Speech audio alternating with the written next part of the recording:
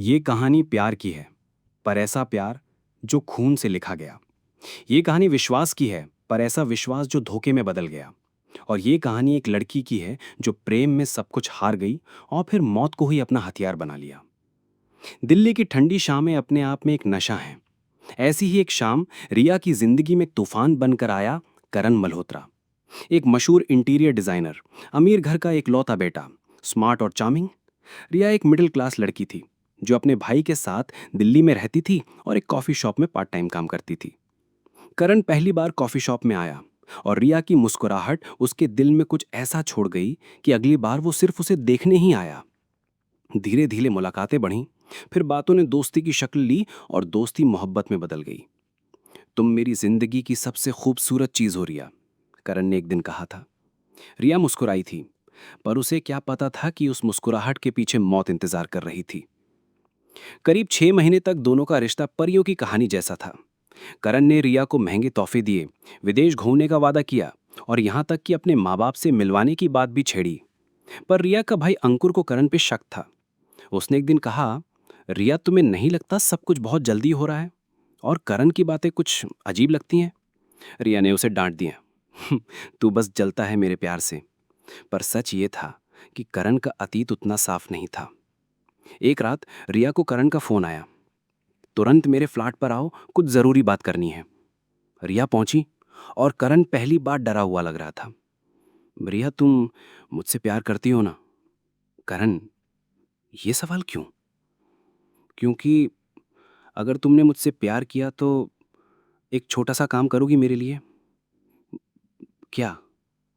मुझे पैसे की ज़रूरत है और एक डील है जिसमें अगर तुम मेरा साथ दो तो दोनों की ज़िंदगी बन जाएगी। करण ने रिया को बताया कि उसके एक जानकार के पास एक बेहद कीमती डायमंड है जिसकी कीमत करोड़ों में है। उसे बस वो डायमंड उठाना है और अगर रिया तुम उसके साथ होती हो तो कोई शक भी नहीं करेगा। रिया ने मना किया, ये क्राइम है करण। पर करण ने उसकी भावनाओं से खेला। अगर तुम नहीं करोगी तो मैं खुद कर लूंगा और शायद जिंदा ना रहूं। रिया टूट गई और अगली रात करण के साथ उसने उस घर में घुसपैठ की जहां वो डायमंड रखा था। पर जैसे ही उन्होंने लॉकर खोला, पुलिस वहां पहुंच गई। रिया को वहीं पकड़ लिया गया और करण गायब हो गया। रिया ने पुलिस को सब बताया कि करण ने प्लान बनाया, वो मास्टरमाइंड था। पर कोई रिकॉर्ड नहीं, कोई पहचान नहीं, कोई सबूत नहीं कि करण मल्होत्रा नाम का कोई इंसान वाकई है भी या नहीं। रिया 6 महीने तक जेल में रही और जेल में रहते हुए उसे एक सच्चाई पता चली कि करण असली नाम नहीं था। वो एक प्रोफेशनल क्रिमिनल था जिसने पहले भी 3 लड़कियों को ऐसे ही फंसाया था और हर बार वो नया नाम, नई पहचान और नया शहर इस्तेमाल करता था। रिया की दुनिया उजड़ गई। जेल से निकलने के बाद रिया बदल चुकी थी। अब वो मासूम लड़की नहीं रही थी जो कभी करण से प्यार करती थी। अब उसमें सिर्फ आग थी, बदले की आग। उसने करण को ढूंढने का बेड़ा उठाया। दिल्ली, जयपुर, मुंबई, गोवा, हर जगह उसका पीछा किया।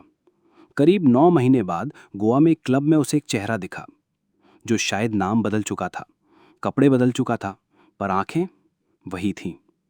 अब वो खुद को राजीव सिंह कह रहा था और एक नई लड़की को पटाने में लगा हुआ था। रिया ने उसी रात प्लान बनाया। रिया ने खुद को उसी क्लब में नेहा नाम से पेश किया।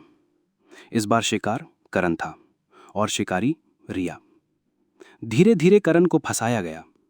रिया ने वैसा ही प्रेम जताया जैसा करण किया करता था। राजीव, मैं तुमसे शादी करना चाहती हूं। करण मुस्कुराया, जैसे शिकार खुद उसके पास चलकर आ गया हो। फिर एक रात करण नशे में धुत था। रिया ने उसकी रिकॉर्डिंग की जिसमें उसने कबूल किया कि कैसे उसने रिया को फंसाया, कैसे पुलिस को चकमा दिया। और फिर रिया ने अपने पर्स से निकाली एक छोटी सी पिस्तौल जो उसने खुद सीखी थी चलाना।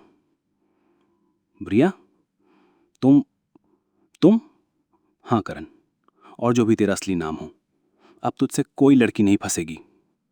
एक गोली चली। रिया ने खुद को पुलिस के हवाले कर दिया। उसके पास वीडियो, ऑडियो सबूत सब थे और करण की लाश एक होटल के कमरे में मिली। मीडिया ने इसे प्रेमिका का बदला बताया। कोर्ट ने रिया को आत्मरक्षा और सामाजिक सुरक्षा के आधार पर मामूली सजा दी और कुछ महीनों में वो रिहा हो गई। अब रिया वापस कॉफी शॉप में नहीं जाती, पर वो एक किताब लिख रही है। मौत की मोहब्बत, जिसमें वो लिखती है, प्यार खूबसूरत होता है, पर जब वो धोखा बन जाए तो बदले का रूप ले लेता है।